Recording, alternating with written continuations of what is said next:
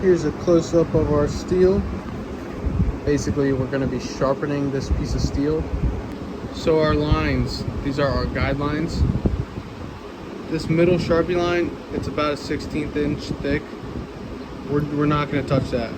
We're going to take it to the upper line, the upper edge of that line, to the inner edge of this line.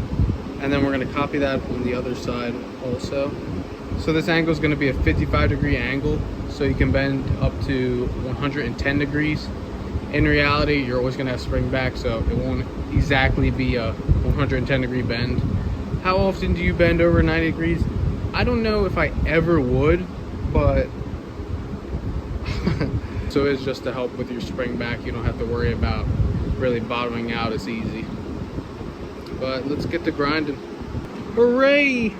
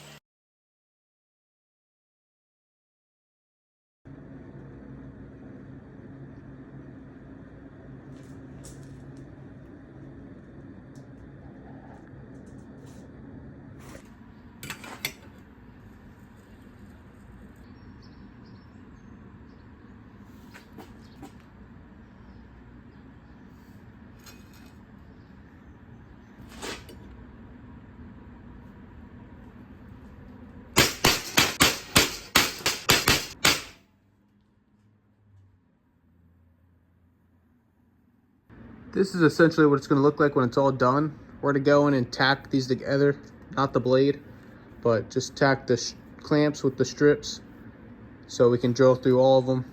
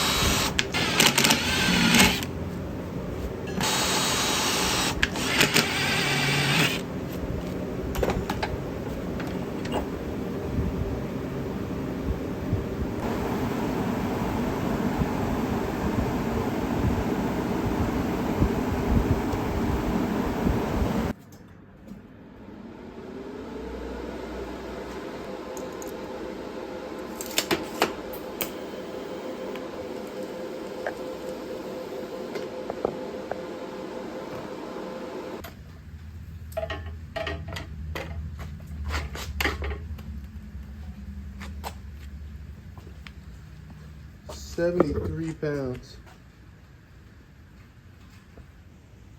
I will double check that.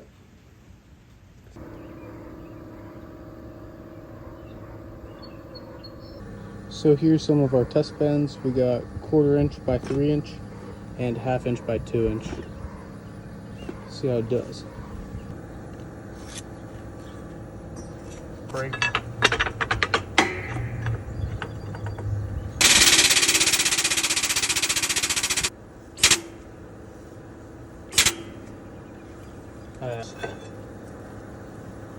That looks pretty good.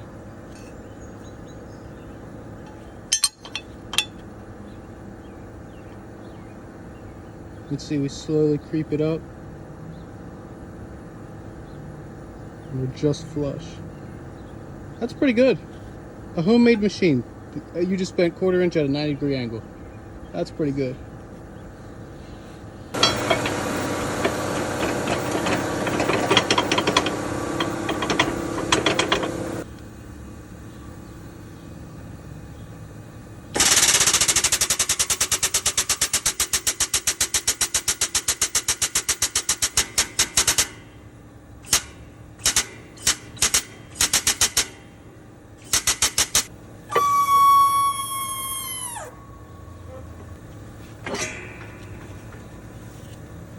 Not quite a 90, but it's close. You'd have to put a bigger die. It's not quite a 90, but it is crazy. Here's the cost breakdown of this 20-inch finger brake as follows.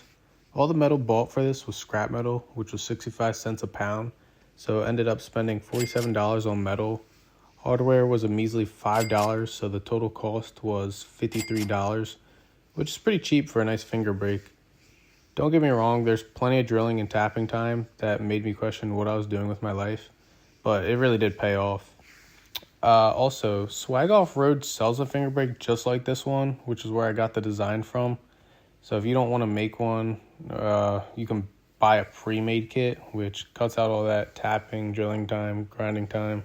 The only downside to buying the kit is how expensive it is. I mean, their kit costs 7 times the price it cost me to build mine. But like I said, the amount of time I spent measuring, cutting, drilling, tapping, and grinding is time still spent. So knowing what I know now, I just buy the kit. Not to mention their dies are 4140 steel, so they'll hold up to the abuse. But anyways, thanks for watching the video, and I'll see you on the next one. Peace.